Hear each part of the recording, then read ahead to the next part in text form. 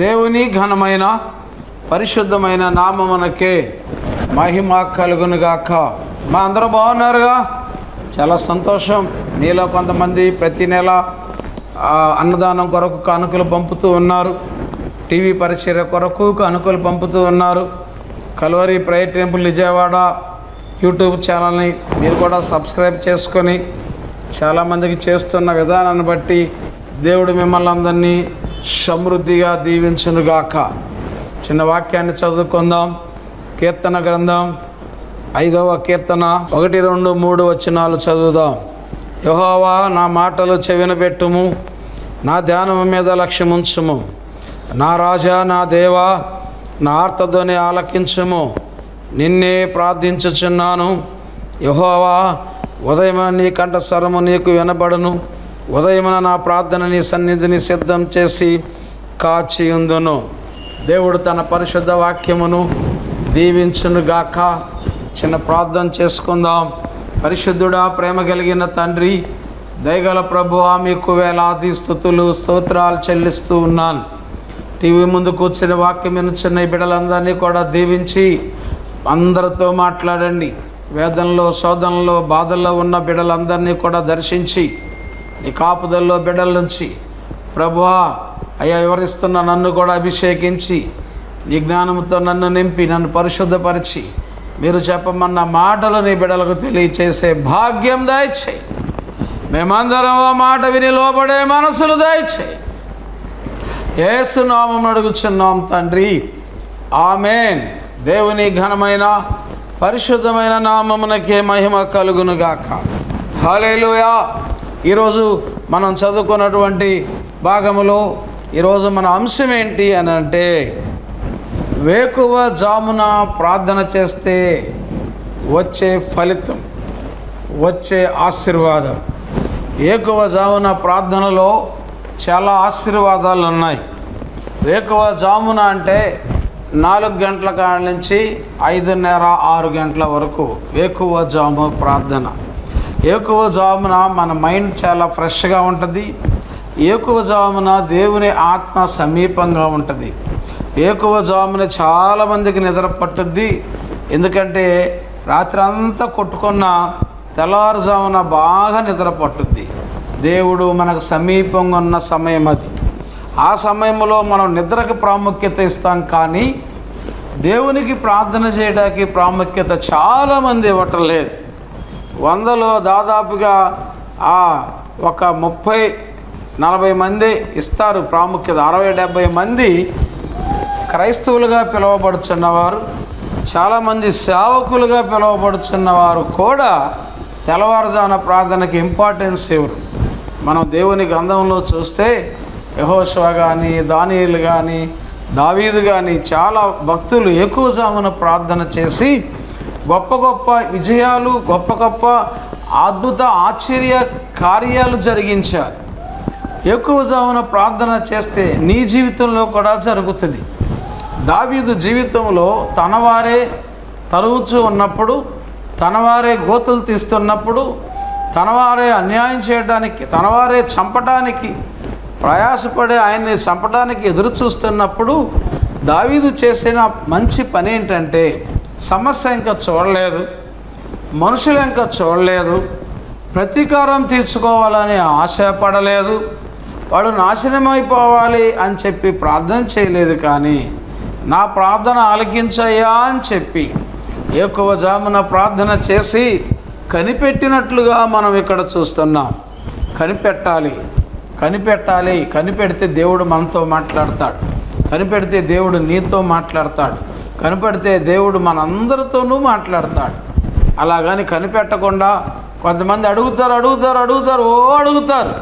ప్రార్థన చేసేటప్పుడు, మనం భోజనం చేసేటప్పుడు కాళ్ళు చేతులు ఎలా కడుక్కుంటామో, ప్రార్థన చేసేటప్పుడు మన హృదయాన్ని కడుక్కోవాలి.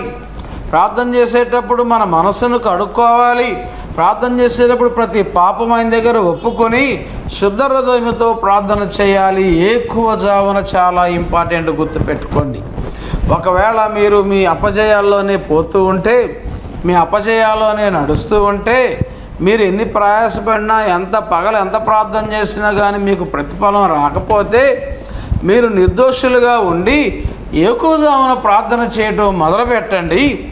దేవుడు అద్భుతమైన విజయాన్ని దేవుడు మీకు దయచేస్తాడు. కనుక మీరు ఎక్కువజామున ప్రార్థన చేయడం అశ్రద్ధ చేయబాకండి. ఇక్కడ దావీదు ఎక్కువజామున ప్రార్థన చేశాడు. ఆశ్చర్యకరమైనటువంటి మేలులు పొందుకున్నాడు. ఇంకొక మాట మనం ఇక్కడ చూస్తున్నాం, ఆయనకి ఇష్టం లేని మనుషులు కొంతమంది ఉన్నారు. 4వ వచనంలో, నీవు దుష్టత్వమును చూచి ఆనందించేవాడువు కావు, చెడుతనమునకు నీ వద్ద చోటు లేదు. చెడుతనము, దుష్టత్వాన్ని మనసులో పెట్టుకుని ఏకూజామున ప్రార్థన చేస్తే ఉపయోగం లేదు. చేసే పాపాలన్నీ చేసి అవన్నీ మనసులో పెట్టుకుని తెల్లారి ఆ రోజు ఎవరికి అన్యాయం చేయాలా, ఆ రోజు ఏ పాపిష్టి బ్రతకాలా అని ఆలోచన చేస్తూ ఆ తెల్లవారుజామున నువ్వు ప్రార్థన చేసినా నీకు జయం రాదు. పాపాలు ఒప్పుకొని విడిచిపెట్టి ఆయన రక్తంలో కడగబడి తెల్లవారుజామున నువ్వు ప్రార్థన చేయటం ప్రారంభించినప్పుడు దేవుడు మంచి జయాన్ని నీకు ఇవ్వడానికి ఇష్టపడుతున్నాడు. ఈ రోజున ఎంతోమంది ఆకలితో అలమటిస్తూ ఉన్నారు. ఎంతోమంది వరదలు వచ్చి కొట్టుకుపోయారు. ఇళ్లలో మనుషులు పోయి అలమటిస్తూ ఉన్నారు. పెద్ద దిక్కును కోల్పోయారు, తోడు కోల్పోయారు, ఆ డబ్బులు కోల్పోయారు, ఆస్తులు కోల్పోయారు. అన్నీ కోల్పోయి కట్టుబట్టలతో మిగిలిపోయిన వారు విజయవాడ చుట్టుపక్కల ప్రాంతాల్లో ఎంతోమంది ఈ రోజున మనం చూస్తూ ఉన్నాం. ఎంత డబ్బున్నా ఆకలితో అలమటించి 4-5 రోజులుగా నీళ్ల మధ్యలోనే ఉండి ఆహారం లేక నీళ్లు లేక ఎవరైనా గుక్కుడి పోస్తారా, ఎవరైనా ఇస్తారా అని ఎదురు చూస్తూ సమస్యలిపోయే ఎంతోమందిని నేను చూచాను. కొంతమందికి నేను సహాయం చేయడానికి నా దేవుడు కృప చూపించాడు. కొంతమందికి వెళ్ళి ఆహారాన్ని అందించడానికి దేవుడు సహాయం చేశాడు. ఎంతోమంది, లక్షల మంది ఉన్నారు. మేము కొన్ని వందల్లోనే చేయగలిగాం. ప్రభుత్వం వారు కూడా పట్టించుకొని, కొన్ని ప్రత్యేక సంస్థలు పట్టించుకొని అందరూ చేశారు కనుక చాలామంది దీవెనకరంగా ఆశీర్వాదకరంగా మారుతున్నారు. అలాంటి మంచి పనులు చేసినప్పుడు మీరు కూడా మంచి పనులు చేయడం ప్రారంభించండి.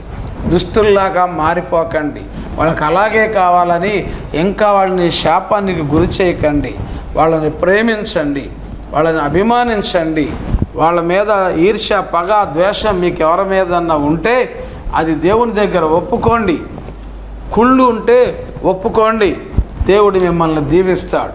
ఏది ఎత్తుతావో అదే కోస్తావని దేవుని వాక్యం సెలవిస్తుంది. కనుక నీవు దేవుని చేతిలో నువ్వు వాడబడాలి. దేవుడు నీ ప్రార్థన ఆలకించాలి. ప్రార్థన ఆలకించి జవాబు కావాలంటే నీ దుష్టత్వాన్ని విడిచిపెట్టు, నీ అబద్ధాల బ్రతుకుని విడిచిపెట్టు, నీ అక్రమ సంబంధాన్ని విడిచిపెట్టు, నీ పాపిష్టి బ్రతుకుని విడిచిపెట్టు, 2-3 ఇళ్ళు మెయింటైన్ చేసే బ్రతుకుని విడిచిపెట్టు, లంచగుండి వ్యవహారాన్ని విడిచిపెట్టు, కల్తీ వ్యవహారాన్ని విడిచిపెట్టు, దొంగ కాటాలు, దొంగ తోకాలు విడిచిపెట్టు, అబద్ధ సాక్ష్యాలు విడిచిపెట్టు, నీతియుక్తంగా బతకటం నేర్చుకో.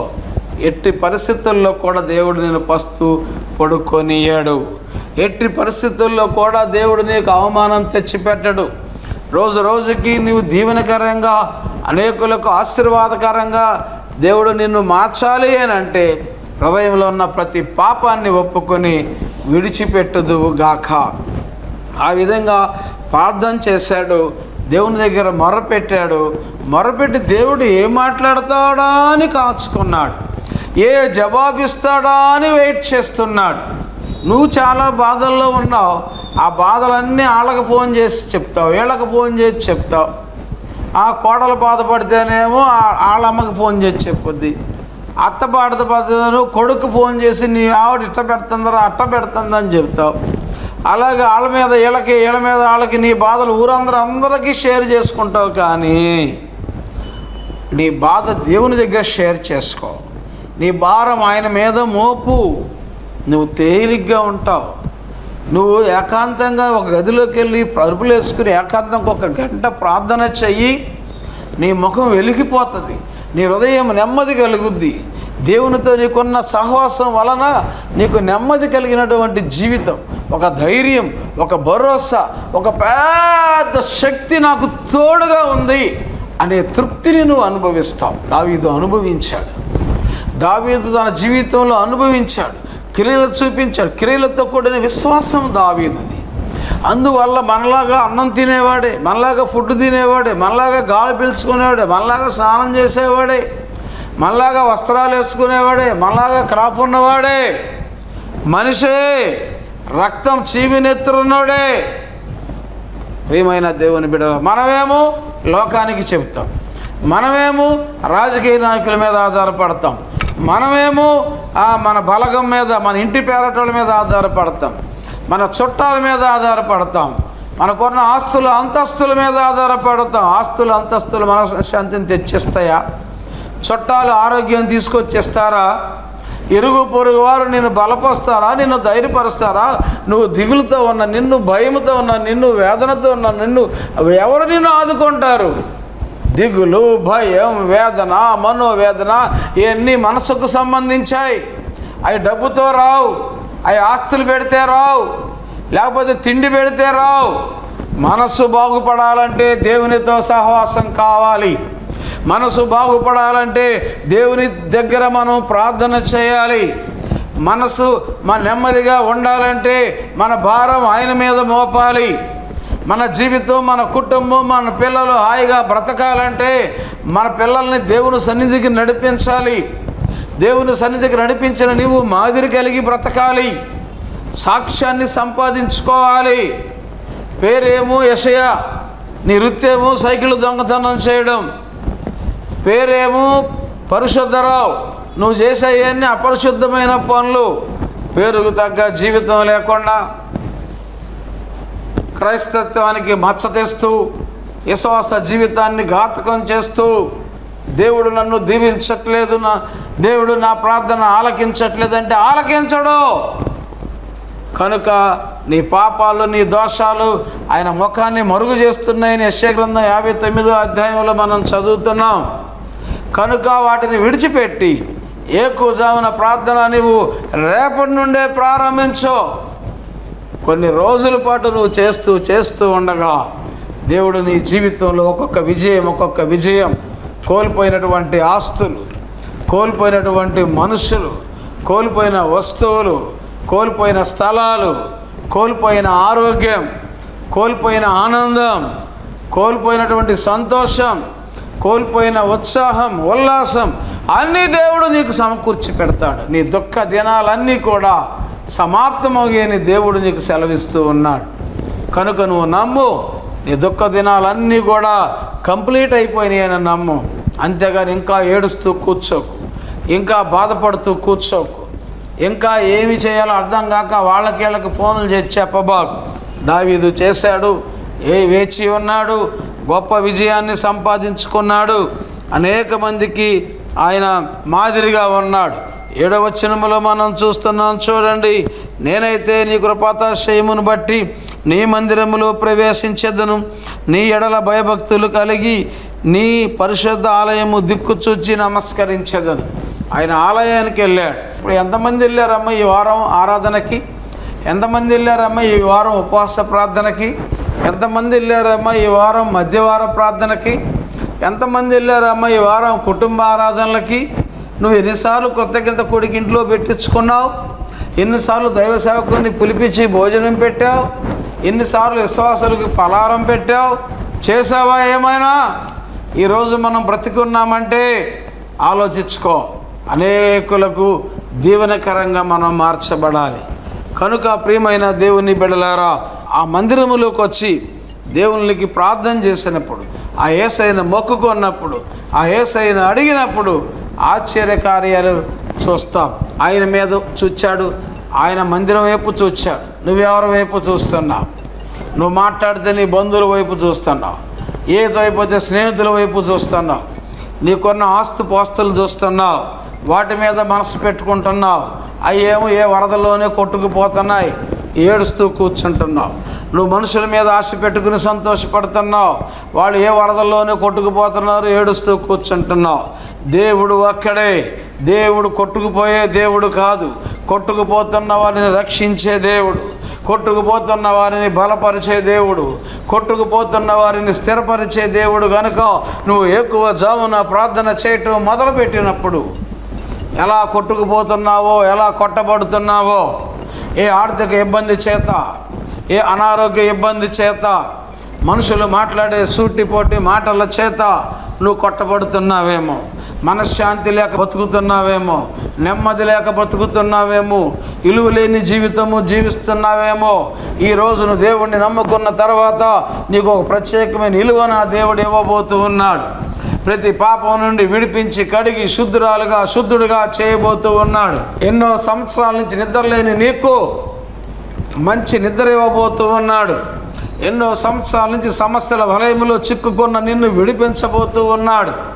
ఎన్నో సంవత్సరాల నుంచి పీకల్లో అప్పుల్లో కూరుకొని ఈ అప్పు తీర్చడానికి ఇంకొక అప్పు, ఆ అప్పు తీర్చడానికి ఇంకొక అప్పు, ఈ వడ్డీ కడతానికి ఇంకొక అప్పు, ఈ వడ్డీ ఆ వడ్డీ ఎక్కువైపోయి అప్పులు పాలై పీకల్లోతు ఊబిలో చిక్కుకోపోవచ్చు అన్నటువంటి బిడ్డ, దాని నుండి విడిపించబడాలంటే దేవునికి ప్రార్థన చేయాలి, దేవుని మీద భారం వేయాలి, దేవుణ్ణి అడగాలి. అయ్యా నా పట్ల కార్యం జరిగించు, అయ్యా నీ చిత్తము నా పట్ల జరిగించు, అయ్యా నన్ను క్షమించు, నీవు తప్ప నాకు దిక్కులేరయ్యా అని పాట పాడతాం కాదు, నిజంగా ఆయన మీద ఆధారపడాలి. చాలామంది పాటలు పాడతారు, అన్ని అబద్ధాలే. నాకున్న శక్తి, నాకున్న బలము, నాకున్న ధనము, నాకున్న అన్నీ నీయే అంటాడు. ఆదివారం దాటితే తప్ప గుండెకు కనపడ్డు, అన్ని అబద్ధాలే. పాట అయిపోతే ముఖం పోద్ది, పాట అయిపోతే తెల్లారి బుధవారం ప్రార్థనకు రాడు, పాట అయిపోతే పశ్చిమ భాగం తగ్గించేస్తాడు, పాట అయిపోతే నవ్వు ఉండదు, పాట అయిపోతే పాస్టర్ గారి మీద లేనిపోయినని చెప్తూ ఉంటారు. ఈ పాటల పిచ్చోళ్ళారా, దేవుని వైపు తిరగండి.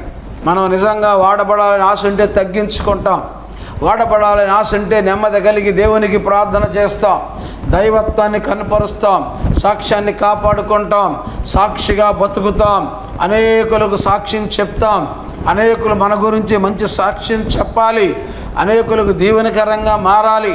సంఘానికి చక్కగా పాటలు పాడటమే కాదు, పరిచర్యలు విలువలు అవ్వాలి.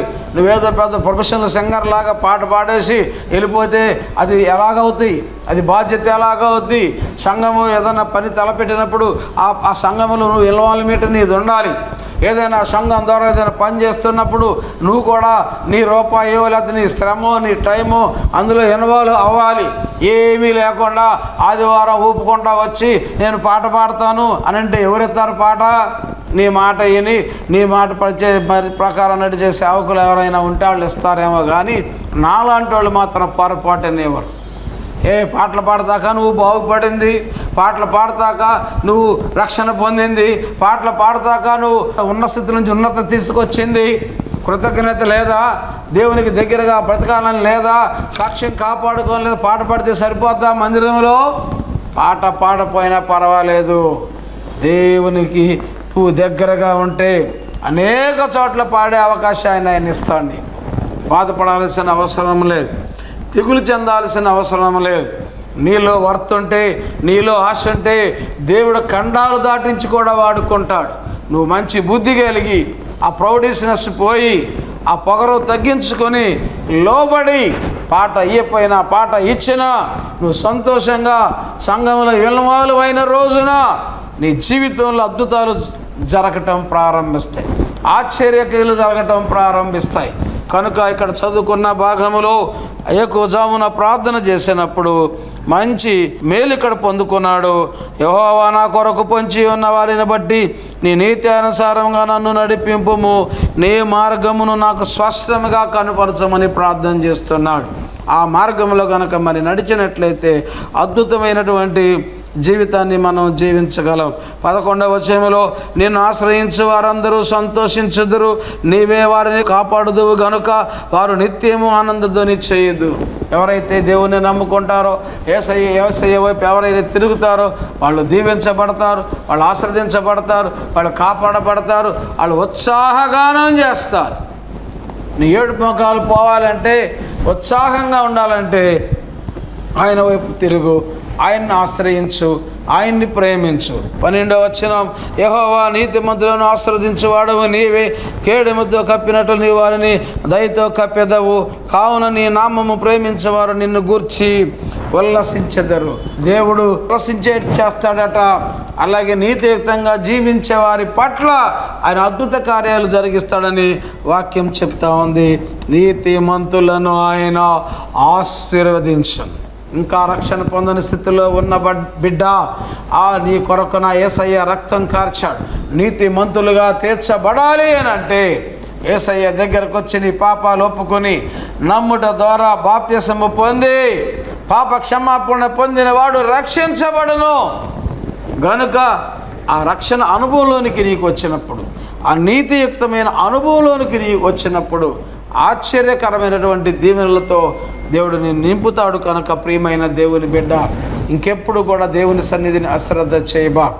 ఇంకెప్పుడు తెల్లవారుజామున ప్రార్థనను అశ్రద్ధ చేయబాకు. ఇంకెప్పుడు దోషణకు దిగబాకు.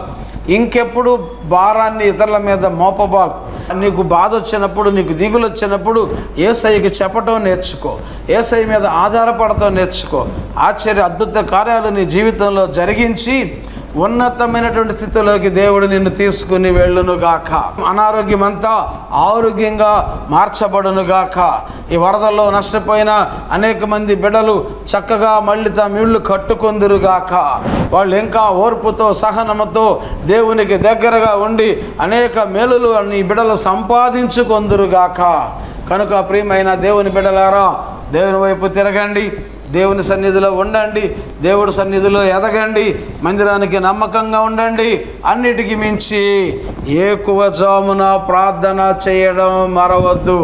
దేవుడు నిండారుగా మిమ్మల్ని దీవించి ఆశీర్వదించి బలపరచునుగాక. చిన్న ప్రార్థన చేసుకుందాం. అనారోగ్యంగా ఉన్నవారు మీ చెయ్యి అక్కడ పెట్టుకోండి. మీ కొరకు నేను ప్రార్థన చేస్తా. దేవుడు మీకు మంచి ఆరోగ్యాన్ని ఇవ్వబోతూ ఉన్నాడు. పరిశుద్ధుడా, ప్రేమ కలిగిన తండ్రి, దయగలిగిన ప్రభువా, మీకు వేలాది స్తుతులు స్తోత్రాలు చెల్లిస్తూ ఉన్నాను. మహాగణుడా, మహోన్నతుడా, సర్వశక్తిమంతుడా, సర్వాధికారి, మీకే వందనాలయ్యా. ఈ సమయంలో వాక్యం వినుచున్న బిడ్డలందరినీ కూడా దీవించి ఆశీర్వదించండి. అలాగే ప్రభు ఏకవజామున ప్రార్థన చేసినప్పుడు అయ్యా మంచి విజయాలు, మంచి స్వస్థతలు, విలువైన జీవితం, సంతోషం, సమాధానం, నెమ్మది, ఆశ్చర్య ఆ ప్రభు అద్భుతాలు కుటుంబంలో చేస్తానన్నావు. నీతిమంతులుగా తీర్చిదిద్దుతానన్నావు. నీతిమంతులుగా తీర్చిదిద్ది ఆశీర్వదిస్తానన్నా దేవా. నీ మాట మేము వినుదుముగాక, నీ మాటకు లోబడదుముగాక. ఎవరైతే అయ్యా భయముతో బతుకుచున్నారు, దిగులుతో బతుకుచున్నారు, తీరని రోగముతో బతుకుచున్నారు, వేదనతో బతుకుచున్నారు, అది ఏ రోగమైనప్పటికీ, దానివల్ల వచ్చే ఏ వేదన అయినప్పటికీ, ఏ కష్టమైనప్పటికీ నజరేయుడైన యేసు నామములో ఆ రోగాన్ని, ఆ వ్యాధిని లయపరుస్తున్నాను. సంపూర్ణ విడుదల, స్వస్థతని బిడ్డలకు కలుగునుగాక.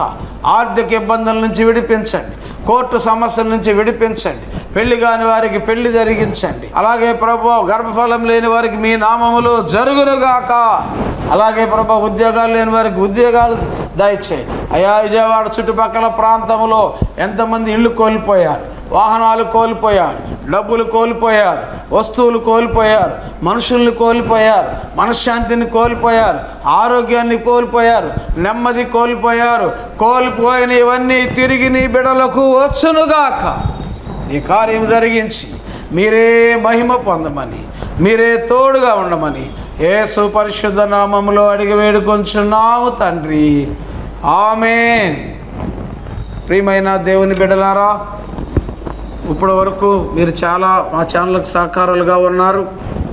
ప్రతి నెల కొంతమంది బందర్ నుంచి, కొంతమంది విజయవాడ నుంచి, కొంతమంది కల్వరి ప్రేయర్ టెంపుల్ నుంచి నెల టీవీ కార్యక్రమాలకి, అలాగే అన్నదాన కార్యక్రమాలకు కానుకలు పంపుతున్న ఈ బిడ్డలందరికీ తగిన ప్రతిఫలం కలుగునుగాక. ఇంకా మన ముందు విజయవాడ పట్టణంలో చాలా చోట్ల ఆ వరదల వల్ల దెబ్బతిన్నారు. అందువల్ల ఈ వారంలో 2 సార్లు చేయటం జరిగింది. వస్త్రాలు పంచడం, అన్నదానాలు చేయడం, అలాగే బిస్కెట్లు, వాటర్ ప్యాకెట్లు కూడా పంచడానికి దేవుడు కృప చూపించారు. మీలో ఎవరైనా సహకారులుగా ఉండాలి, చేయాలి అనుకుంటే మీరు కూడా వచ్చి నాతో పాటు చేయండి. రావడానికి కుదరకపోతే నాకు మనీ పంపండి, దేవుడు మీకు ప్రేరేపిస్తే అలా చెయ్యండి.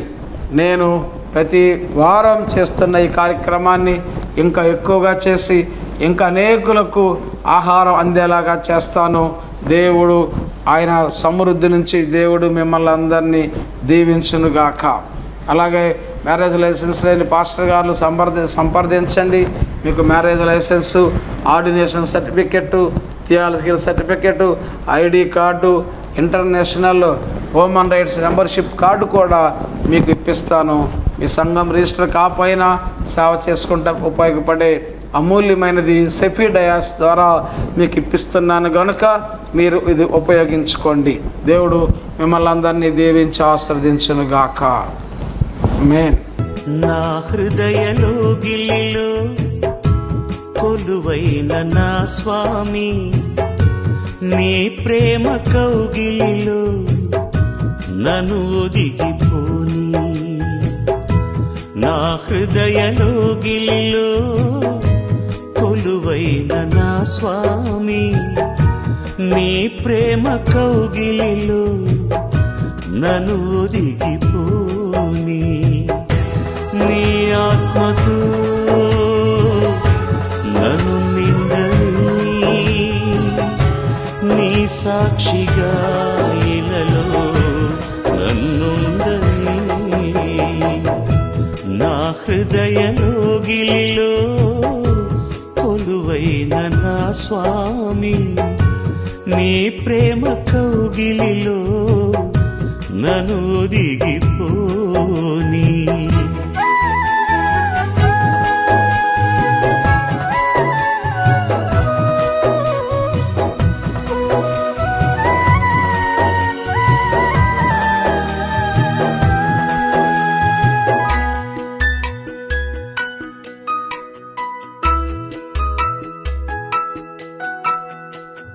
నాలోపల సంచరించి నాతో భుజించి, జీవపు మార్గము చూపించి సరిగా నడిపించి,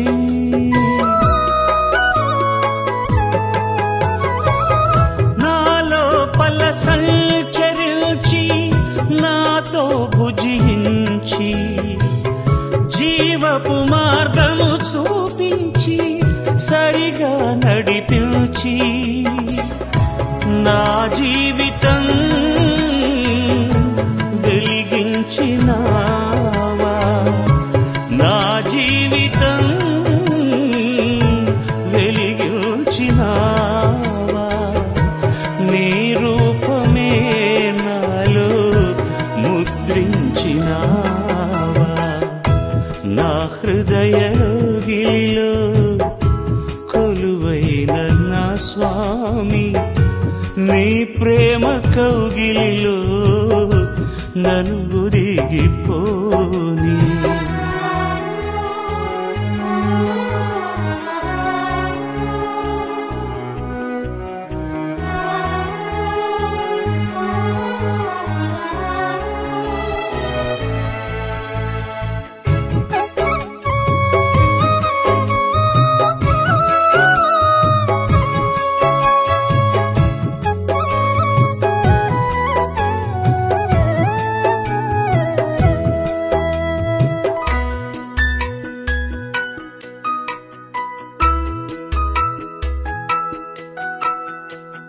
బలహీనతలను హరించి శక్తితో దీవించి, అజ్ఞానము నిర్మూలించి సత్యము బోధించి,